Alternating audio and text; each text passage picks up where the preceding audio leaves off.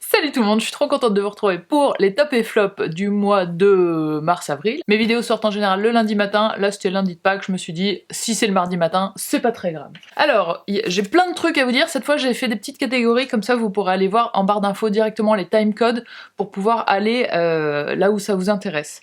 En premier, on va parler, on va dire beauté. En deuxième, c'est un peu la vie de tous les jours, les choses diverses et variées. En numéro 3, on a tout ce qui est culture, genre bouquin-film, mais qui n'est pas sur Netflix. En 4, on a ma nouvelle passion, le bois, je vais vous parler de ma nouvelle passion. Et en 5, on a tout ce qui est sur Netflix. Alors, on va commencer par le make-up, et c'est pas que des produits. La première chose, c'est les vidéos de Smoky Glow. Je sais pas si je vous en ai déjà parlé d'elle. Alors, elle parle un petit peu vite, et c'est une américaine, donc c'est du débit anglais, on va dire.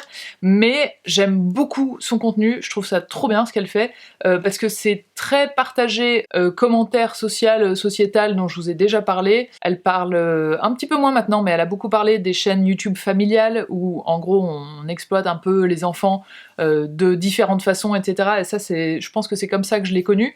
Elle parle aussi beaucoup de make-up, parce que c'est une grosse make-up addict, et elle a commencé par faire des tutos make-up, et là elle fait toute une série sur le maquillage, l'industrie du maquillage, les palettes qui sont iconiques, que tout le monde connaît, les palettes qui ont fait des flops, les palettes qu'elle n'a jamais voulu acheter, et en fait elle est hyper précise dans son historique de l'histoire de la beauté, et de l'histoire de la beauté sur YouTube aussi, donc c'est hyper intéressant parce que quand elle en parle, je me revois il y a 5 ou 6 ans, et effectivement c'est des vagues ou des tendances, etc. qui sont bien là, hein, qui animent un petit peu le marché de la beauté. Ensuite, je me suis acheté un gel lavant pour le visage, parce que jusque-là, je faisais savon le soir pour mon visage, et le matin, juste un coup de brumisateur, d'eau déminéralisée, ou d'eau de bleuet, ou d'eau florale, de trucs comme ça, mais je nettoyais pas ma peau.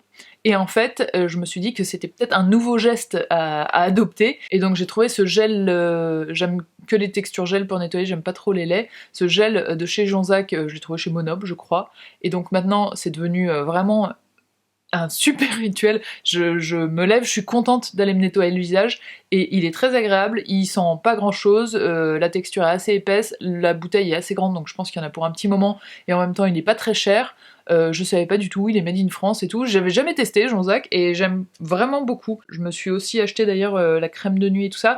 Tout ça pour vous dire, petit teaser de la semaine prochaine, normalement c'est ma routine soin matin et soir que je vous prépare pour la semaine prochaine, donc si vous avez des questions, n'hésitez pas. Ensuite, si vous avez regardé ma vidéo maquillage de la semaine dernière, vous l'avez compris, ce petit blush que je porte actuellement et que je portais dans ma vidéo de la semaine dernière, c'est un énorme coup de cœur, c'est le blush Ere Perez de Ere Perez, mais qui m'a été envoyé par Mon Corner B, et je l'adore. Alors regardez ma vidéo de la semaine dernière si vous voulez voir l'application, parce que voilà, faut pas se mettre 3 petits points et l'étaler, parce que sinon on garde les 3 petits points toute la journée, mais je le trouve top. Alors pour un blush, il est un peu cher, mais vu la façon de s'en servir, et vu la quantité surtout dont on se sert, je pense qu'on en a pour un bon moment d'utilisation avec ça, et je le trouve vraiment hyper sympa, et surtout très modulable. Donc on peut faire des joues très très roses, ou quelque chose d'à peine visible, et en plus il n'y a pas le fini poudré qui peut faire un peu velours parfois, que moi j'aime pas du tout, qui peut matifier trop. Là ça reste et très naturel, et très voilà, lumineux selon ce qu'on a mis en dessous, mais vraiment je l'adore. Et le dernier, alors ça je vous en ai parlé plein de fois, c'est le smoothie, il a un autre nom je crois, smoothie quelque chose, de chez Le Secret de Loli, et je l'avais déjà testé plein de fois, de plein de façons différentes, mais là je lui ai trouvé une utilisation qui a tout changé. En fait, souvent je le mettais après mon shampoing sur cheveux encore humides, ou je réessayais le matin sur cheveux secs et tout, et je sais pas, je trouvais pas ma routine à moi avec ce produit, et je sais pas pourquoi, j'ai eu l'idée de le tester le soir avant de me coucher, et mes cheveux sont ouf. Et je vous avais dit il y a quelques temps que voilà, moi jour 1 et 2, mes boucles, mes cheveux, tout ça, ça passait, et puis après au bout d'un moment je trouve que ça fait un peu plus smooth, et je peux moins les porter détachés, et là avec ça, et ben je me couche avec l'effet mousse, je mets ce smoothie, je me couche, et le lendemain, pas du tout effet mousse, et surtout douceur de ouf. Donc si vous avez ce produit chez vous, et que vous, pareil, comme moi, vous l'avez jamais trop adoré, etc. Essayez-le comme ça, alors c'est possible que ça rende pas le même résultat sur vous, mais sur mes cheveux à moi, trop bien. Et voilà pour la partie make-up. On va passer à la partie un peu d'hiver, vie de tous les jours. La première chose, c'est que j'espère que vous l'avez un petit peu remarqué, mais pas sûr du tout, j'ai essayé dans mes dernières vidéos de travailler un petit peu plus l'aspect graphique qu'elles ont, donc de faire un peu des miniatures un peu plus chouettes, de rajouter des titres un peu colorés, des trucs un peu plus sympas, et tout ça, je l'ai fait grâce à Canva. C'est un de mes élèves qui devait faire une présentation qui m'a dit « Je peux utiliser Canva ?» Et j'étais ah, c'est quoi? Et je vois ce truc, j'étais oh, c'est génial ce truc, c'est ce que je veux. Et je vais pour me créer un compte, et là ils me disent votre adresse mail est déjà enregistrée, donc j'avais déjà découvert Canva il y a quelques années, je m'étais créé un compte, je n'en avais pas fait grand chose, je pense que j'avais pas bien compris comment ça marchait, c'était pour faire mes miniatures YouTube déjà, hein, et j'avais abandonné. Et là je suis revenue dessus, et en fait, je me suis rendu compte aussi que je pouvais facilement passer 5 heures sur une miniature, parce que ça me plaît comme réflexion, comme qu'est-ce qui est le mieux, etc. Il faut pas que je le fasse, parce que ça, voilà, passer, déjà je passe pas mal de temps sur mes vidéos, mais si je rajoute 5 heures juste pour la miniature, ça va commencer à être beaucoup trop chronophage, mais c'est une grosse éclate d'avoir ce truc là à portée de main, et je trouve assez instinctif, hyper bien fait, c'est disponible sur téléphone ou sur le site. J'ai même pris la version pro qui est à 100 € l'année, je crois, quelque chose comme ça. Mais je voyais plein de trucs qui étaient évidemment bloqués. Tous les trucs sympas dont je voulais me servir, c'était bloqué parce que c'était version pro. J'étais allez, 100 € pour me faire plaisir sur chaque miniature de mes vidéos. Je pense que ça les vaut, donc voilà, j'en suis super contente. Et d'ailleurs, je sais pas si je veux faire des miniatures où c'est toujours un peu le même style pour qu'on reconnaisse l'identité visuelle de la chaîne, ou si je laisse parler mon inspiration et que bah, c'est pas grave si c'est différent à chaque fois, et que voilà, ça dépend un peu du thème aussi. Dites-moi ce que vous en pensez, si vous avez des avis sur l'identité visuelle des chaînes. Est-ce que pour vous, c'est une valeur ajoutée si tout va ensemble, genre la bannière, les couleurs, tout ça, ou si peu importe. Next, dans les divers, ce sont mes magnifiques lunettes, n'est-ce pas? Vous vous souvenez peut-être que je les avais cassées la dernière fois, j'avais du scotch dessus. Eh bien, figurez-vous pas que je suis retournée chez mon opticienne, qui est trop sympa. Pareil, pas du tout affiliée, mais c'est Optique 2000 rue de Brest, je crois, qui est vraiment hyper gentille, et donc j'y suis allée avec mon joli scotch, et en fait, elle m'a dit « Ah bah c'est bon, vos lunettes, elles sont garanties ». Donc, elles ont commandé, ces deux filles, elles ont commandé juste la partie en plastique, là, et j'y suis retournée 3 jours après, et en fait, elles ont remis les branches que j'avais déjà sur ma monture en plastique. Donc voilà, et ça m'a coûté 0 €. J'ai souvent la question, et je devrais peut-être le mettre dans la barre d'infos, ce sont des lunettes Vuarnet qui sont made in France, que j'ai évidemment payé moi-même, et que j'aime beaucoup. Donc voilà, je suis très contente qu'elles aient été réparées aussi facilement. Et aussi, next, dans cette catégorie-là, il y a mon pied de caméra. Alors attendez, je vais vous le filmer en même temps, comme ça je pourrais vous faire un double écran, genre ça va être tellement méta cette expérience. Donc là, hop, on est un peu à contre-jour, mais vous voyez un peu la caméra. Attention, le pied et le bazar derrière, c'est bien. Vous voyez mon pied de caméra qui est là. C'est la première fois que j'ai pris un truc vraiment high-tech. Je l'ai pris pour pouvoir filmer mes tutos couture et tricot, parce que ça, je peux le mettre à l'horizontale, et donc bah, ça change tout en fait. Le fait de pouvoir avoir le pied comme ça et l'appareil photo qui est là, et où ça tient et où je peux filmer tranquille, c'est beaucoup plus pratique qu'avant. J'en avais un où, alors surtout je l'ai acheté parce que l'autre s'est cassé, hein. J'en avais un où je pouvais pencher, mais je pouvais pencher juste au-dessus des pieds. Donc en fait, fallait toujours que je sois un peu décalée comme ça, sinon on voyait les pieds dans le champ. Alors que celui-ci, je suis penchée, mais je suis décalée par rapport aux pieds. Et je vous dis, l'autre, en fait, c'était mon appareil photo, je le vissais sur un truc, et là, la vis ne tenait plus du tout. Donc de toute façon, je ne pouvais même plus le poser droit. Il a fallu que je réinvestisse. Il m'a coûté, je crois, 120 €. Celui d'avant m'avait coûté 69 €, et il m'a fait bien 2-3 ans. Donc celui-ci, j'espère qu'il va me suivre un bon moment. En tout cas, on sent que c'est des matériaux robustes, que ça tient, et ce truc de pouvoir le mettre en avant, c'est génial. Attention quand même, j'ai pas pris les sacs de contrepoids. Vous avez peut-être vu, je sais pas, dans ma vidéo. Je vais vous le reprendre. Hop, je me suis fait un petit sac de contrepoids de fortune. Vous voyez ce truc-là, hop. Eh bien, c'est un petit sac en tissu avec dedans, j'ai mis des marteaux, des pinces, tout ce que je trouvais dans ma caisse à outils qui faisait du poids. parce que bon bah là il est tout droit, donc il n'y en a pas besoin, mais quand l'objectif est penché vers l'avant, et ben ça peut vite se décaler et tomber, ce qui n'est pas du tout le but. Donc je me suis fabriqué ce contrepoids, et je pense que en étant un peu couturière, etc., je pourrais facilement en fabriquer, mettre du sable, c'est ce qui est vendu en général. Alors souvent ce qui est vendu sur les sites spécialisés, il n'y a pas le sable dedans, donc faut le savoir. Donc si vous pouvez vous fabriquer une petite pochette et mettre du sable dedans, c'est aussi bien. Sinon voilà, un peu de débrouille, ça marche aussi. Et celui-là je l'ai trouvé sur Amazon. Ensuite on passe à la partie culture, divers, tout ce qui n'est pas Netflix. Alors j'ai écouté le podcast You're Wrong About. J'ai écouté celui sur le Stonewall Uprising. Alors j'avais déjà entendu le nom en fait, mais je savais pas du tout de quoi il s'agissait exactement. En gros, si on regarde l'histoire des droits LGBTQIA+ aux États-Unis, pour beaucoup de monde, c'est un peu un grand tournant cette soirée-là, et au Stonewall, qui était un bar. Et plein de gens disent en gros c'est le début de tout et tout. Et donc là, ce podcast s'appelle You're Wrong About, parce qu'ils essayent d'aller un peu plus dans le détail, ou c'est pas tout à fait démentir, mais voilà, d'analyser de façon plus recherchée, on va dire, des choses qui, dans la culture populaire, ont été un petit peu simplifiées. Et ils expliquent ce qui s'est vraiment passé à cette soirée-là, ce qui était vraiment en jeu et tout. Et donc il y a plein d'informations qui sont beaucoup plus subtiles, on va dire, beaucoup plus nuancées que ce qu'on entend souvent. Donc c'est un duo, c'est un mec et une fille qui présentent ça, donc c'est en anglais aussi.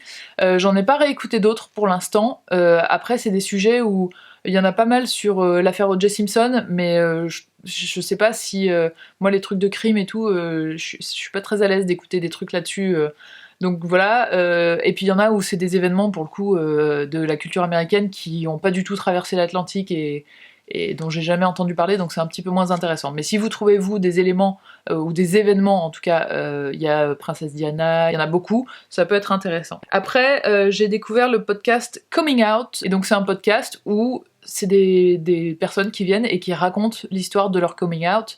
Pas forcément de la grande annonce, mais aussi de leur coming out à eux-mêmes, quand est-ce qu'ils s'en sont rendus compte qu'ils étaient homosexuels, quand est-ce qu'ils ont été assez en confiance ou sûrs d'eux pour pouvoir en parler autour, comment ils ont fait, comment ça s'est passé, etc. Ça donne une vision de l'intérieur, et voilà, c'est une émission, je pense, utile. J'ai regardé aussi sur vos conseils, j'ai écouté plutôt sur vos conseils, un podcast qui s'appelle Cerno, où c'est un journaliste qui suit, qui retrace dans Paris, qui va dans des endroits où il y a eu un tueur en série qui a tué plein de vieilles dames, et donc il va dans les immeubles où habitaient ces vieilles dames, il parle aux voisins, à des gens qui pourraient s'en souvenir, etc.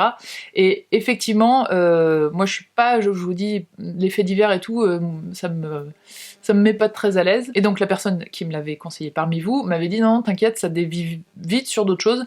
Et j'ai dû en écouter 3 ou 4.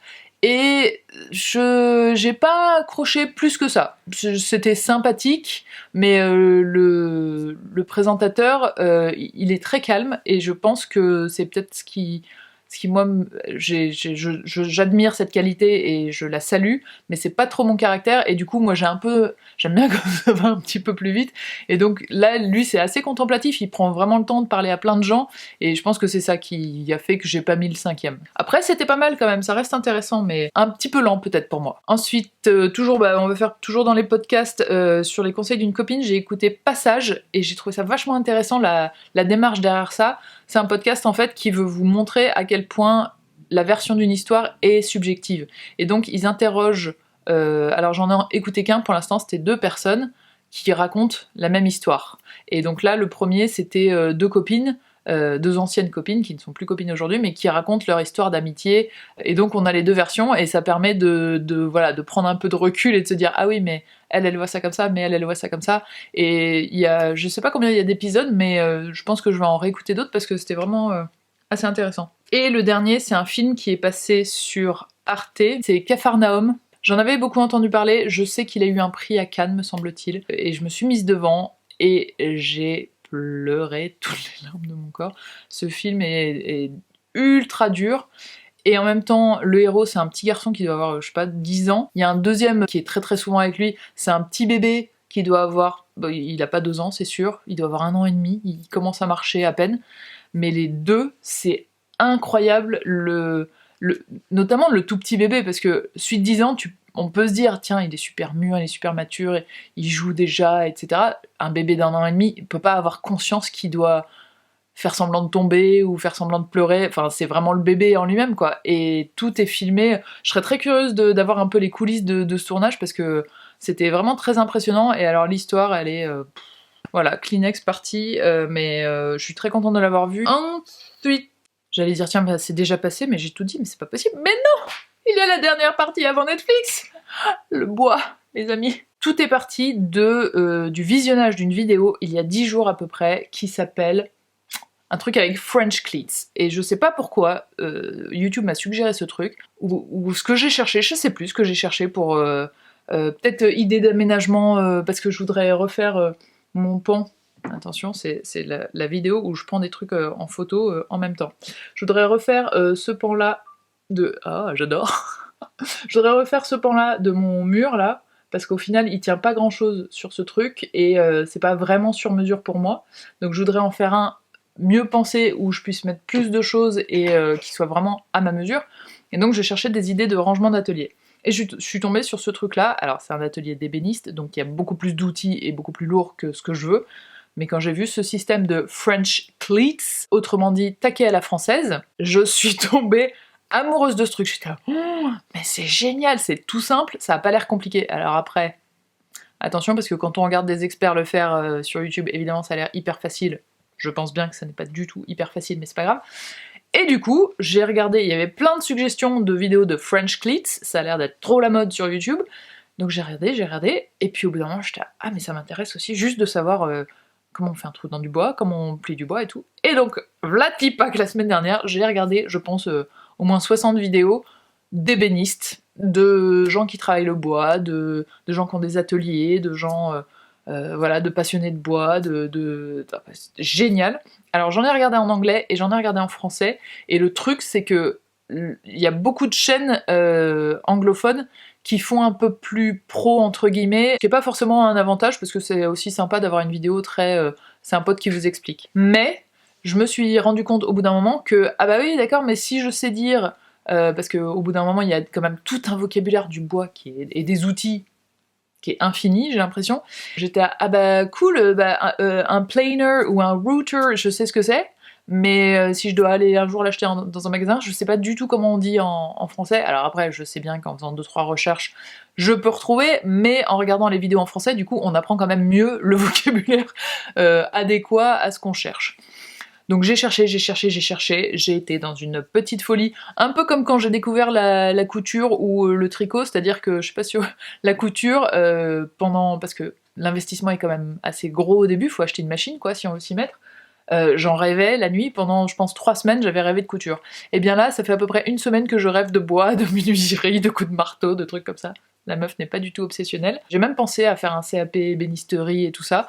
Là, je pense que juste matériellement et financièrement, ce serait un petit peu compliqué de faire une année sans être payé. Plus la formation coûte des sous aussi, donc je pense que voilà, faut pas pousser non plus, je peux pas me le permettre pour l'instant. En revanche, j'ai cherché des petits stages beaucoup plus courts qu'une année scolaire, et là, je pense que j'en ai trouvé. Alors, c'est pas du tout pour tout de suite, c'est dans plusieurs mois, assez loin, donc je vous en reparlerai à ce moment-là, mais je pense que d'ici là, j'aurai quand même des trucs à vous montrer, parce que non, je ne suis pas pressée du tout, j'ai déjà acheté des outils, et je me suis un peu limitée en me disant n'en fais pas trop, si ça se trouve ça va te durer 3 semaines et puis tu t'arrêteras, mais j'avais quand même envie de vraiment essayer. J'ai acheté quelques trucs, j'ai bidouillé un petit peu, et donc j'ai réalisé en suivant un tuto une petite planche à découper. Alors voilà la planche à découper du tuto, voilà ma planche à découper, mais j'ai fait ça en pas trop longtemps, avec assez peu de matos finalement, et après je me suis attelée à faire un B, comme cadeau à un enfant, pas du tout parfait, plutôt voilà très rustique on va dire, mais je me suis éclatée, c'était trop bien. J'ai pas pris de photos et tout parce que j'étais ah non, je m'en fiche de documenter le truc, je veux kiffer cet instant où c'est la première fois que j'essaye. Alors j'ai bien senti que j'étais pas du tout au point et que c'est des instruments qu'il va falloir du temps et de l'entraînement pour masteriser. Et pour le moindre truc, même faire un tout petit trait, c'est un vrai savoir-faire. Mais ça m'intéresse vachement et je me disais ce serait trop cool de faire des vidéos là-dessus, quoi, sur... comme vous avez suivi mon évolution sur la couture, sur le tricot, etc. Dites-moi si ça vous intéresse, je pense que ça m'éclaterait. Donc forcément, mon appart, je suis là, oh, je voudrais refaire ci, je voudrais refaire ça. J'ai un grand placard là, un grand mur assez haut et je voulais faire un placard sur mesure. J'étais là, oh, attends et tout, peut-être que tu pourras participer à la conception ou...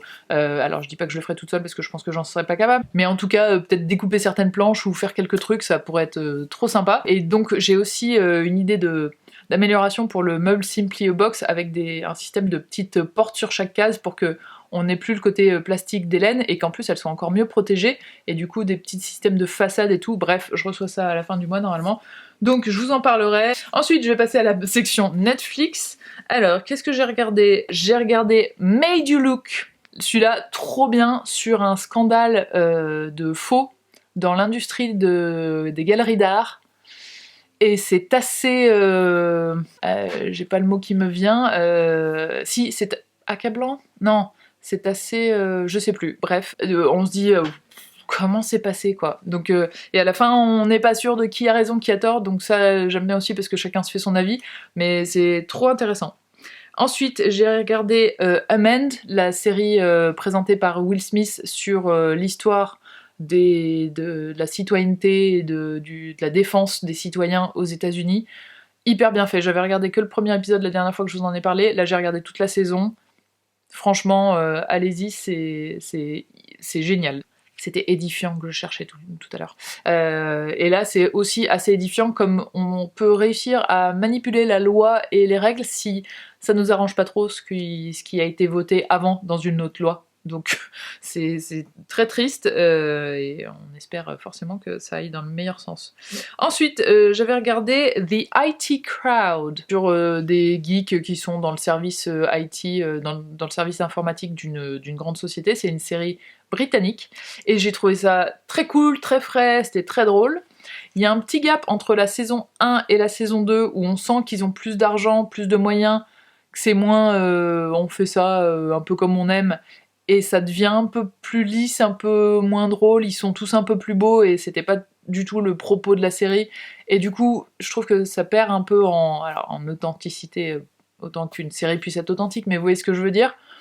Et il y a un gap avec la saison 3 où là on devient pas drôle. Pourtant c'est pas très très vieux quoi. Mais il y a un épisode avec une femme trans et alors là on se dit waouh, ça a pris franchement ça a pris 20 ans dans la tête d'un seul coup. Ça en était gênant à regarder vraiment. Et j'avoue qu'après cet épisode j'étais un peu là oh.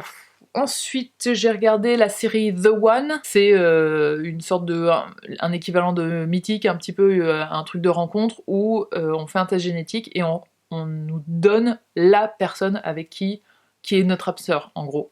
Et j'ai regardé le premier épisode et ça m'a pas accroché assez pour avoir envie de regarder la suite. Je sais pas, il y a personne qui m'a...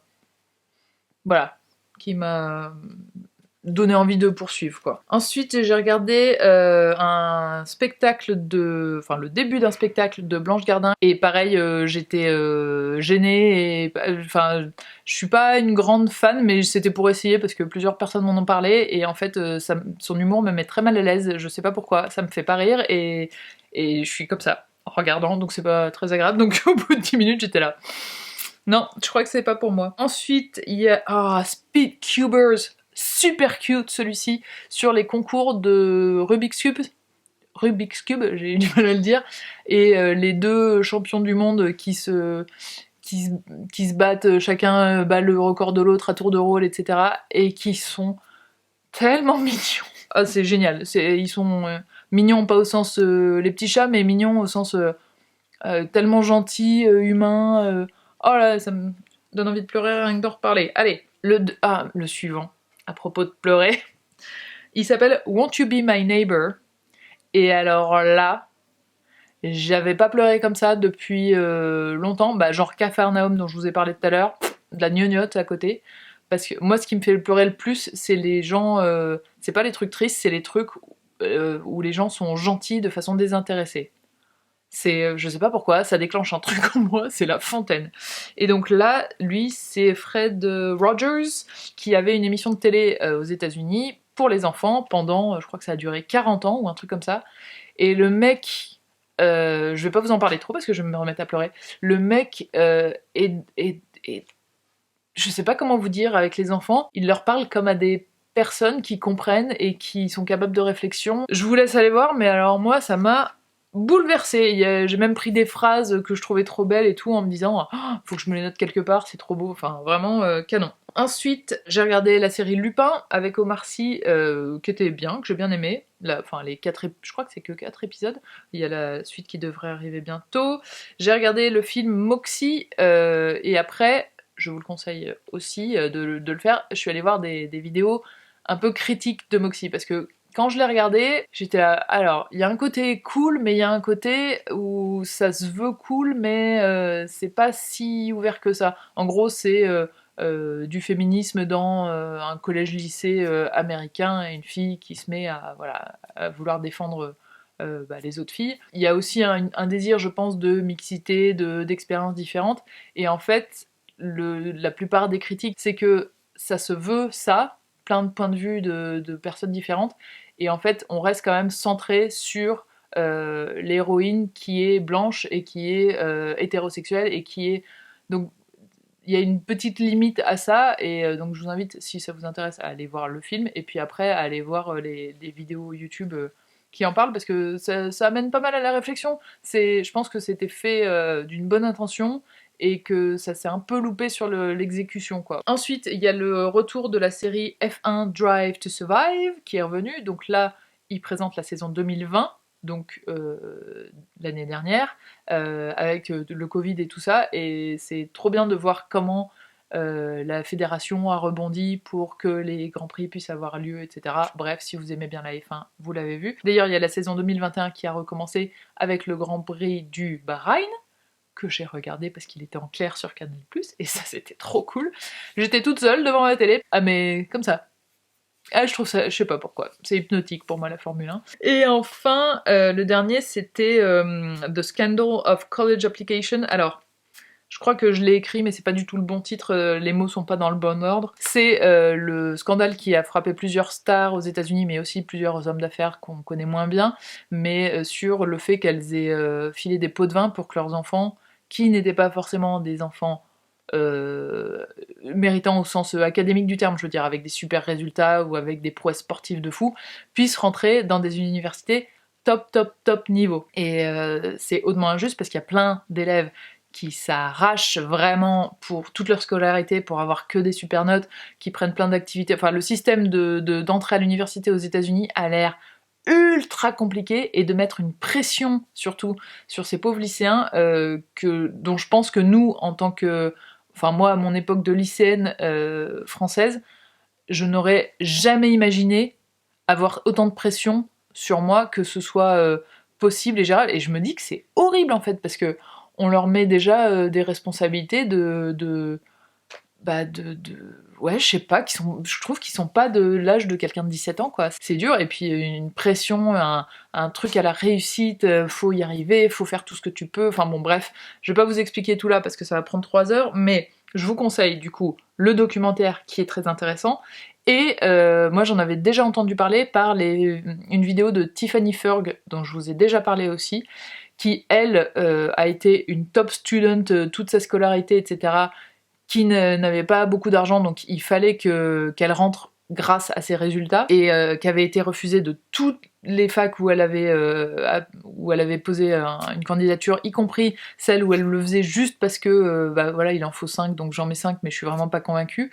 Et donc elle a fait une vidéo sur ce scandale-là, elle a fait une vidéo sur la pression sur les lycéens pour rentrer à la fac, donc je vous les mets toutes en barre d'infos, elles sont hyper intéressantes. Encore une fois, désolée, c'est en anglais, mais c'est bien de se rendre compte aussi des failles des systèmes étrangers, parce que le système français n'est pas du tout parfait, et en plus depuis que moi j'étais à la fac, il a changé avec les sélections, et ça c'est voilà un autre problème, mais là c'est mais tellement injuste pour les pauvres étudiants, les pauvres lycéens qui bossent de ouf et qui qui n'ont qui ne récoltent rien du tout, donc c'est un petit peu dur. Voilà, je crois que j'ai fini. Alors j'ai aussi une autre question à vous poser, parce que du coup ça fait des vidéos quand même vachement longues. Je me demandais si je ferais pas mes recommandations Netflix, genre un top et flop Netflix séparé, qui sortirait éventuellement, pourquoi pas, le même jour ou le lendemain, et que ça fasse 2 vidéos différentes. Dites-moi ce que vous en pensez.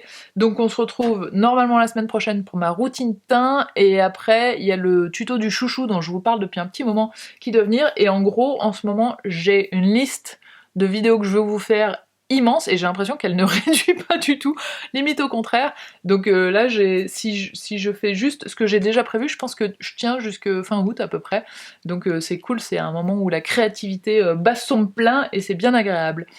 J'espère que vous allez bien. Ah tiens, je vais vous poser une question, je l'ai fait il y a au moins 5 ans. Dites-moi, où est-ce que vous êtes là tout de suite et à quelle heure vous regardez cette vidéo? Comme ça, on peut voir différentes expériences. Je pense que on n'est pas du tout tous au même endroit quand on regarde les vidéos. Voilà, je vous envoie plein de bonnes ondes, passez une bonne semaine, je vous revois la semaine prochaine, et d'ici là, kiffez bien la life. Ciao!